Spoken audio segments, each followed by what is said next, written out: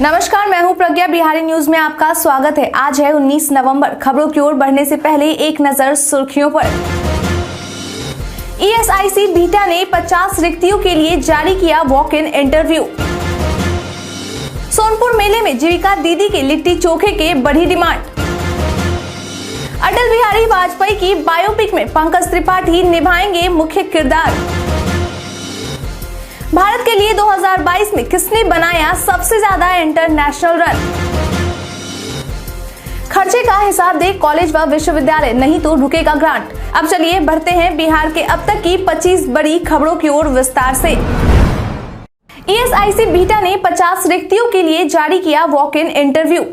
Employ state insurance corporation medical college and hospital Bihta Patna ने विभिन्न specialist discipline में senior resident doctor के कुल मिलाकर 50 रिक्तियों पर भर्ती के लिए वॉक इन इंटरव्यू नोटिस जारी किया है। इस पद के लिए अगर शैक्षणिक योग्यता की बात की जाए तो आवेदक को रेलिवेंट डिसिप्लिन में पोस्ट ग्रेजुएट डिग्री पास होना चाहिए। इच्छुक और योग्य उम्मीदवार इस वैकेंसी नोटिस से जुड़ी हुई समस्त जरूरी जानकारी और आवेदन करने के लिए इस वीडियो के इसी पेज पर नीचे डिस्क्रिप्शन बॉक्स में दिए गए वेब लिंक पर जरूर क्लिक करें। वॉक इन इंटरव्यू की तारीख 22 नवंबर 2022 है। विस्तृत जानकारी के लिए आप ऑफिशियल वेबसाइट www.esic.nic.in पर जाकर चेक कर सकते हैं। बिहारी पहचान में आज हम बात करेंगे रामचंद्र मांझी की। रामचंद्र मांझी एक भारतीय भोजपुरी लोक नर्तक और रंगमंच कलाकार थे जो लौंडा नाच कलाकार के रूप में प्रसिद्ध थे। वह भिखारी ठाकुर की नाटक टीम के सदस्यों में से एक थे। अपने जीवन में उन्होंने सुरैया, वहीदा रहमान, मीना कुमारी, हेलन आदि जैसे कई बड़े नामों के सामने प्रदर्शन किया है। 2017 में उन्होंने संगीत नाटक अकादमी पुरस्कार जीता। हालांकि उनका सम्मान 2019 में भारत के राष्ट्रपति द्वारा किया गया। जनवरी 2021 में उन्हें भारत के चौथे सर्वोच्च नागरिक पुरस्कार पद्मश्री से सम्मानित किया गया था। इन्होंने लौंडा नाच पर नाच भिखारी नाच नाम की 72 मिनट लंबी डॉक्यूमेंट्री फिल्म में काम किया। जानकारी के लिए बता दें कि रामचंद्र मांझी बताते थे कि उन्होंने 10 साल की उम्र में ही गुरु भिखारी ठाकुर के साथ स्टेज पर पांव रख दिया था। इसके बाद वह 1971 में भिखारी ठाकुर की छाया तले ही कला का प्रदर्शन करते रहे। 97 वर्ष की आयु में 7 सितंबर 2022 को हृदय संबंधी बीमारी के कारण IGIMS पटना में उनका निधन हो गया। पटना में कहां बनेगा बुलेट ट्रेन का स्टेशन।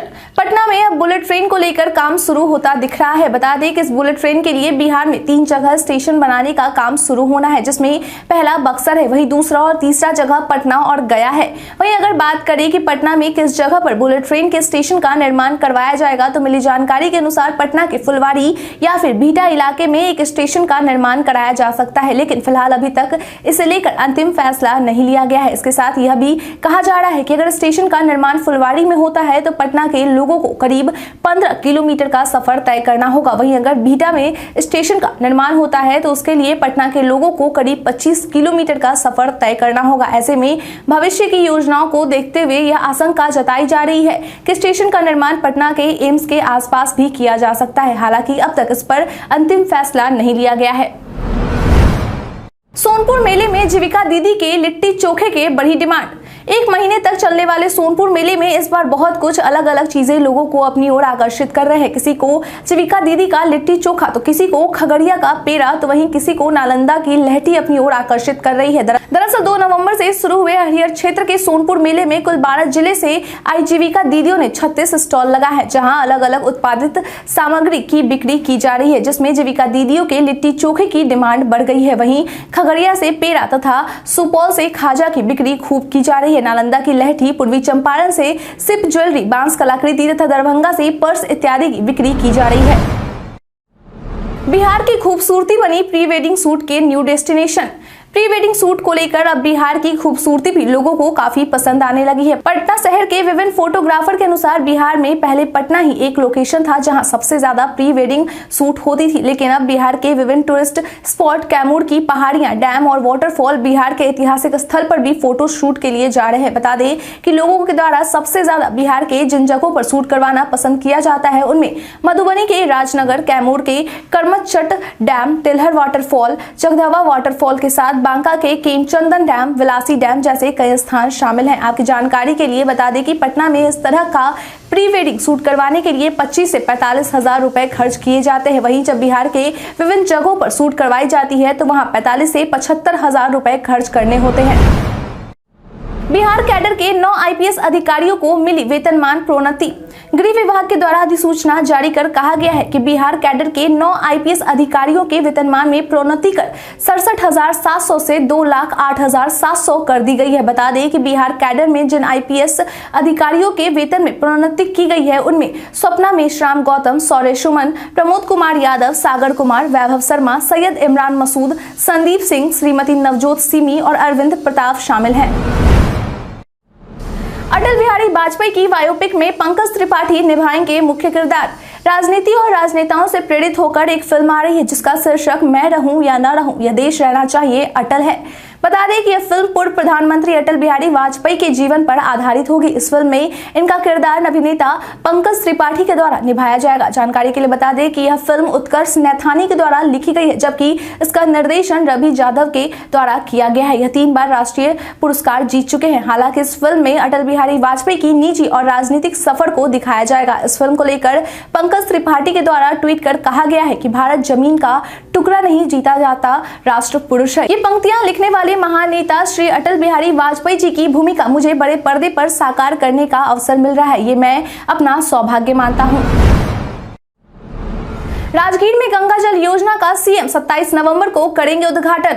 बिहार के मुख्यमंत्री नीतीश कुमार 27 नवंबर को पटना से गंगा जल को राजगीर में उद्घाटन करेंगे। वहीं राजगीर के बाद 28 नवंबर को मुख्यमंत्री के द्वारा गया और बोधगया में इसका उद्घाटन किया जाएगा। जानकारी के लिए बता दें कि जल संसाधन मंत्री के द्वारा दी गई जानकारी के अनुसार 2019 दिसंबर को कैबिनेट की बैठक में गंगा जल योजना पर मुहर लगाई गई थी और अब 3 साल से भी कम समय में इसका उद्घाटन किया जा रहा है। इसका पानी नवादा जिले से में भी पहुंचाया जाएगा। उन्होंने आगे बताया कि बाढ़ के दौरान गंगा के पानी को स्टोरेज कर गर्मी के मौसम में उन इलाकों में पानी पहुंचाया जाएगा जहां जल स्तर काफी नीचे चला जाता है और पानी टैंकर से पहुंचना पड़ता है। वैसे क्षेत्र के लोगों को इसके जरिए सालों भर पानी मिल सकेगा।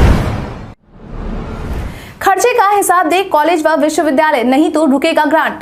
शिक्षा विभाग के द्वारा बिहार के उन कॉलेजों और विश्वविद्यालयों के लिए नई शर्तें लागू की गई है जो 4 शैक्षणिक सत्रों के अनुदान लेने के बाद भी उपयोगिता प्रमाण पत्र नहीं देते हैं। सरकार के द्वारा लागू किए गए शर्त के अनुसार जो कॉलेज और विश्वविद्यालय सही समय से हिसाब नहीं देंगे उन्हें काली सूची में डालते हुए उनके अनुदान पर रोक लगा दिया जाएगा। बता दें कि शिक्षा सचिव के द्वारा सभी कॉलेज और विश्वविद्यालय के कुल सचिवों को 30 नवंबर तक का समय देते हुए आगाह कर यह आदेश दिया गया है कि पहले वे सभी 486 करोड़ 27 लाख रुपए का हिसाब दे, उसके बाद ही उनके अनुदान की राशि जारी की जाएगी। बताते चले कि कॉलेजों के द्वारा 2009 से 2015 तक अनुदान की उपयोगिता का प्रमाण पत्र नहीं दिया गया है, जिसके बाद संबंधित डिग्री कॉलेजों को 4 स्नातक शैक्षणिक सत्रों के रिजल्ट आधारित अनुदान के लिए 684 करोड़ रुपए की राशि उपलब्ध है, जिसे रोक रखा गया है।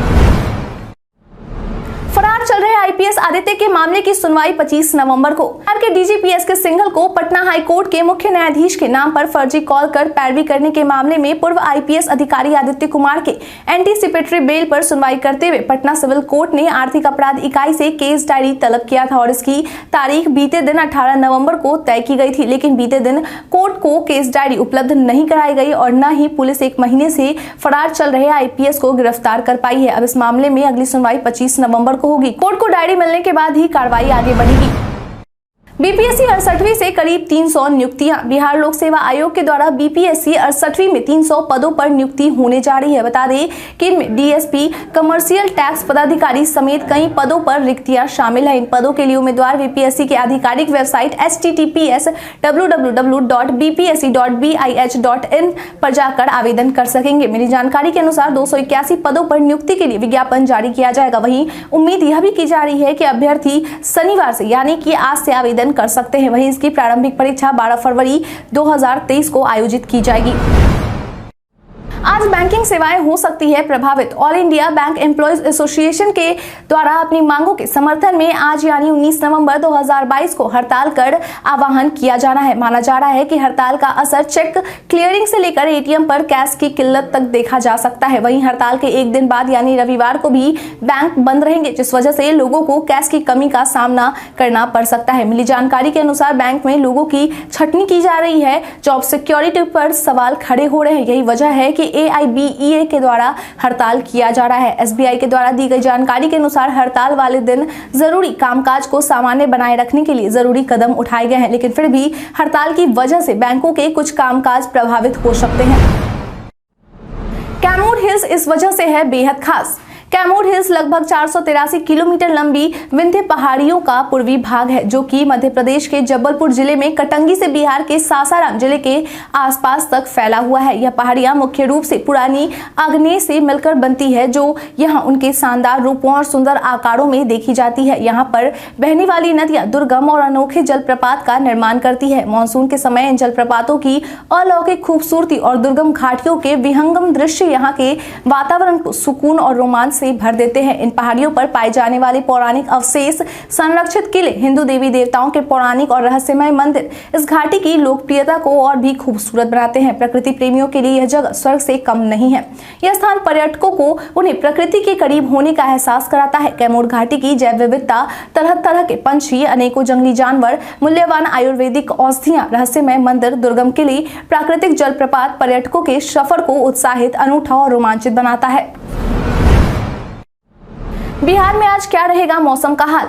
मौसम विभाग के अनुसार बिहार में आज सुबह का तापमान 16 डिग्री सेल्सियस है। हवा, नमी और अन्य मौसम की स्थितियों जैसे कारकों को ध्यान में रखते हुए तापमान 16 डिग्री सेल्सियस जैसा महसूस हो सकता है। बिहार में सुबह बारिश की संभावना 0% है और हवा की गति 6 किलोमीटर प्रति घंटा रहेगी। वहीं बिहार में आज दोपहर के समय तापमान 30 डिग्री सेल्सियस है और यह 28 डिग्री सेल्सियस जैसा महसूस होगा। 8 किलोमीटर प्रति घंटा की हवा की गति के साथ आर्द्रता लगभग 23 डिग्री रहेगी। इसके साथ ही शाम तक तापमान 30 डिग्री सेल्सियस तक पहुंच जाएगा। बिहार में शाम के समय बारिश की संभावना 0% है। साथ ही हवा की गति 6 किलोमीटर प्रति घंटा रहने की संभावना है। वहीं अगर आज के रात के तापमान की बात की जाए तो रात का तापमान 19 डिग्री सेल्सियस और हवा की गति 9 किलोमीटर प्रति घंटा रहेगी।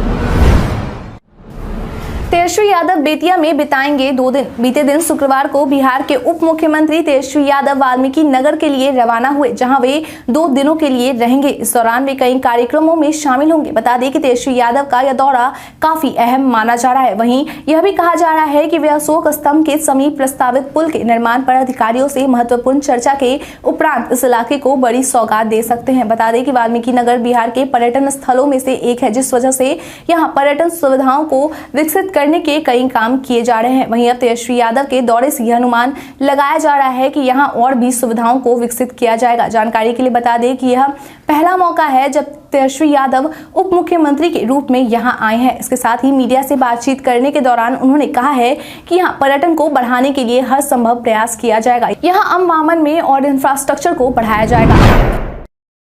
Senior national kho kho championship के लिए बिहार की टीम महाराष्ट्र के लिए रवाना। श्री तुलजा भवानी जिला स्पोर्ट्स कॉम्प्लेक्स उस्मानाबाद महाराष्ट्र में आयोजित 55वीं सीनियर नेशनल पुरुष एवं महिला खो खो चैंपियनशिप 2022-23 में भाग लेने के लिए बिहार की 35 सदस्यीय टीम रवाना हो गई है। यह जानकारी खो खो एसोसिएशन ऑफ बिहार के महासचिव नीरज कुमार पप्पू ने दी है। उन्होंने कहा कि खिलाड़ियों से बेहतर प्रदर्शन की उम्मीद है। आपको बताते चले कि यह चैंपियनशिप आगामी 20 नवंबर से 24 नवंबर 2022 तक महाराष्ट्र में खेला जाना है। महिला वर्ग में मोनिका शाह की कप्तानी में खिलाड़ी प्रदर्शन करेंगे। वहीं पुरुष वर्ग के खिलाड़ियों की कप्तानी की जिम्मेदारी अश्वनी रंजन के कंधे पर होगी।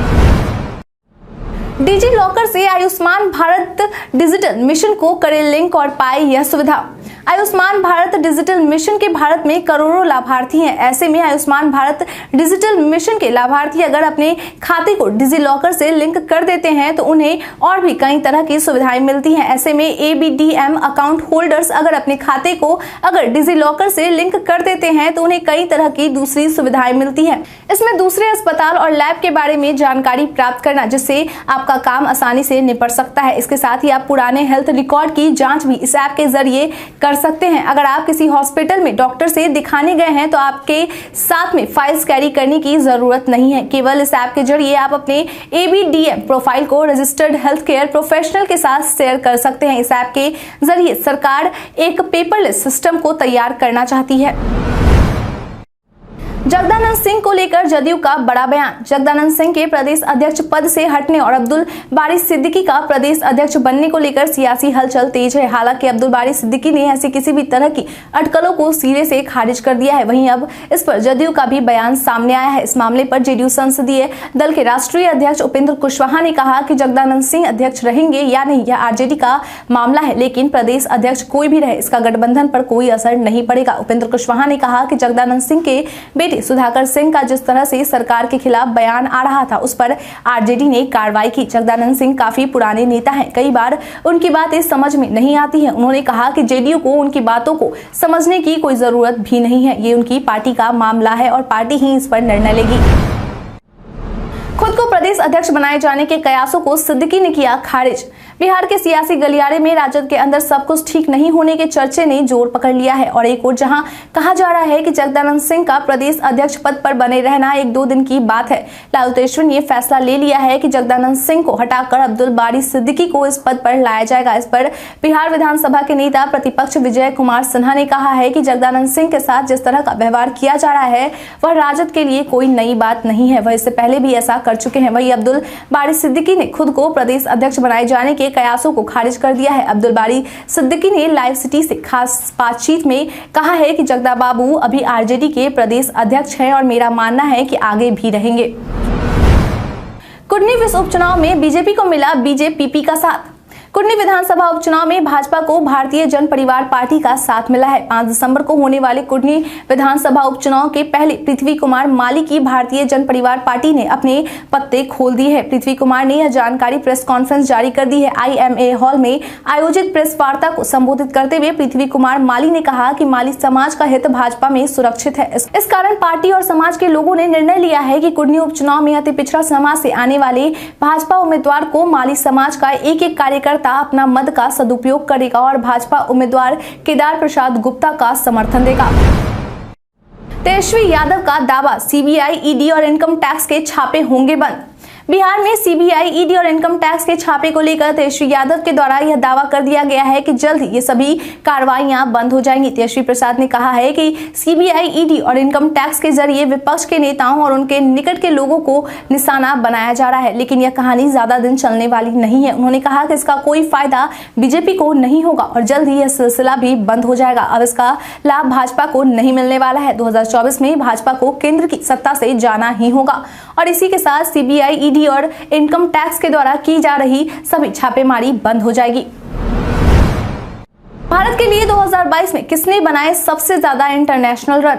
साल 2022 में टीम इंडिया के खिलाफ इंटरनेशनल क्रिकेट में सबसे ज्यादा रन बनाने वाले बल्लेबाजों की सूची में सूर्य कुमार यादव का नाम पहले नंबर पर है। बता दें कि सूर्य कुमार यादव के द्वारा इस साल 10 वनडे मैच खेले गए हैं, जिसमें उन्होंने 38 पारियों में 1256 रन बनाए हैं। इसमें से उन्होंने 29 T20 मैचों की 29 पारियों में 1040 रन बनाए हैं, जिसमें 1 शतक और 9 अर्धशतक भी शामिल है। इसमें सबसे कमाल की बात यह है कि सूर्य कुमार यादव भारत के लिए टेस्ट प्रारूप में नहीं खेलते हैं, बल्कि वे सिर्फ वनडे और T20 प्रारूप में ही भारत की ओर से खेलते हैं। वहीं इस सूची में दूसरे स्थान पर ऋषभ पंत है, जिन्होंने 36 पारियों में 1190 रन बनाए हैं। इस सूची में तीसरे नंबर और चौथे नंबर पर विराट कोहली और श्रेयस अय्यर हैं, जिसमें से विराट कोहली ने 35 पारियों में 1167 रन बनाए हैं और श्रेयस अय्यर ने 30 पारियों में 1156 रन बनाए हैं। वहीं अगर रोहित शर्मा की बात की जाए तो इन्होंने 38 पारी खेलकर 916 रन बनाए हैं। भारत के इतिहास में आज की तारीख कई कारणों से है दर्ज। 9वें एशियाई खेल 1982 में दिल्ली में शुरू हुई। पर्यावरण संरक्षण अधिनियम 1986 में लागू हुआ। भारत की ऐश्वर्या राय 1994 में मिस वर्ल्ड चुनी गई। कर्णम मल्लेश्वरी ने 1995 में भारोत्तोलन में विश्व कीर्तिमान बनाया। भारत ने 2006 में परमाणु ऊर्जा और यूरेनियम सप्लाई के लिए ऑस्ट्रेलिया का समर्थन मांगा। संयुक्त राष्ट्र का अंतर्राष्ट्रीय परमाणु ऊर्जा एजेंसी के प्रमुख मोहम्मद अलबरेदई को वर्ष 2008 के इंदिरा गांधी राष्ट्रीय अवार्ड देने की घोषणा की गई। 1857 के प्रथम भारतीय स्वतंत्रता संग्राम की वीरांगना रानी लक्ष्मीबाई का जन्म 1828 में हुआ। एक प्रसिद्ध धार्मिक व सामाजिक सुधारक जो ब्रह्म समाज के संस्थापकों में से एक केसर चंद्र सेन का जन्म 1838 में हुआ। भारत की चौथी प्रधानमंत्री इंदिरा गांधी का जन्म 1917 में हुआ। हिंदी और भोजपुरी भाषा के प्रसिद्ध साहित्यकार विवेकी राय का जन्म 1924 में हुआ। विश्व प्रसिद्ध पहलवान और हिंदी फिल्मों के अभिनेता दारा सिंह का जन्म 1928 में हुआ। हिंदी फिल्मों की प्रसिद्ध अभिनेत्री जिनत अमान का जन्म 1951 में हुआ। भारत की प्रथम मिस यूनिवर्स और प्रसिद्ध अभिनेत्री का सुष्मिता सेन का जन्म 1975 में हुआ। प्रसिद्ध उपन्यासकार वाचस्पति पाठक का निधन 1980 में हुआ। समाज सुधारक एवं सर्वोदय आश्रम टंडियावा के संस्थापक रमेश भाई का निधन 2008 में हुआ। वायरल खबर में आज हम बात करेंगे 2023 सेक्शन 1 के लिए संयुक्त प्रवेश सोशल मीडिया पर कई सूचनाएं वायरल होती है, लेकिन सभी सच हो ये जरूरी नहीं है। इसी कड़ी में आज हम बात करेंगे 2023 सेक्शन 1 के लिए संयुक्त प्रवेश परीक्षा के बारे में। दरअसल पीआईबी ने अपने एक ट्वीट में लिखा है कि सोशल मीडिया पर एक नोटिस घूम रहा है जिसमें दावा किया गया है कि @DGNTA 2023 सेक्शन 1 के लिए संयुक्त प्रवेश परीक्षा यानी कि मेंस के लिए आवेदन आमंत्रित किए हैं। पीआईबी ने अपने ट्वीट में आगे लिखा है कि ये दावे पूर्णतः फर्जी एवं तथ्यहीन है। प्रामाणिक जानकारी के लिए कृपया आधिकारिक वेबसाइट देखें। अब आधार से भी एक्टिव कर सकेंगे यूपीआई, जाने प्रोसेस। फिनटेक प्लेटफॉर्म फोनपे ने ग्राहकों को नई सुविधा दी है, जिसके बाद अब ग्राहक अपने आधार कार्ड से भी फोनपे एक्टिव कर सकते हैं। बता दें कि आधार बेस्ड यूपीआई ऑनबोर्डिंग सर्विसेज को शुरू करने वाला पहला UPI third party application provider app है। इसके लिए आपको सबसे पहले गूगल प्ले स्टोर या ऐप स्टोर से फोनपे डाउनलोड करें। उसके बाद ऐप में प्रोफाइल पेज खोले और पेमेंट इंस्ट्रूमेंट्स टैब पर जाए और ऐड बैंक अकाउंट ऑप्शन चुनें। इसके बाद बैंकों का चयन करें और लिंक्ड मोबाइल पर आया ओटीपी दर्ज करें। अब फोनपे आपके अकाउंट की डिटेल्स लेगा और यूपीआई से लिंक करेगा। अब आपको डेबिट कार्ड और आधार कार्ड चुनने का ऑप्शन दिया जाएगा, जहां अगर आप आधार कार्ड से यूपीआई को एक्टिव करना चाहते हैं तो आधार कार्ड का चयन करें और अपने आधार नंबर का अंतिम 6 अंक टाइप करें। ऐसा करने के बाद आपके रजिस्टर्ड मोबाइल नंबर पर ओटीपी आएगा, जिसे आप दर्ज कर दें और फिर अपना यूपीआई पिन सेट कर ले। बीते दिन हमारे द्वारा पूछे गए सवाल का आप लोगों में से बहुत लोगों ने अपना जवाब हमें हमारे कमेंट सेक्शन बॉक्स में लिख कर दिया था। जिन्होंने हमारे द्वारा पूछे गए सवाल का जवाब दिया है उनके नाम है मोहम्मद सकीर हुसैन, नवीन कुमार, राजा रंजन कुमार, विरमानी सिंह, उमेश ऋषिदेव, मृत्युंजय कुमार, शंकर मुखिया, कृष्ण मुरारी यादव, अभिमन्यु कुमार, रविंद्र पासवान, लक्ष्मी ठाकुर, मनोज कुमार, सुबोध कुमार, नवीन कुमार, मनोज राम। इसके साथ ही बढ़ते हैं आज के सवाल की ओर। आज का सवाल है, आपके अनुसार बिहार के वो कौन एक्टर हैं जिन्होंने बिहार का नाम रोशन किया है? आप अपना जवाब हमें हमारे कमेंट सेक्शन में लिखकर जरूर बताएं। आज के लिए इतना ही। बिहार के तमाम खबरों के साथ बने रहने के लिए देखते रहे बिहार न्यूज। और साथ ही अगर आप यूट्यूब से देख रहे हैं तो चैनल को सब्सक्राइब करना और अगर आप फेसबुक से देख रहे हैं तो पेज को लाइक करना ना भूलें। धन्यवाद।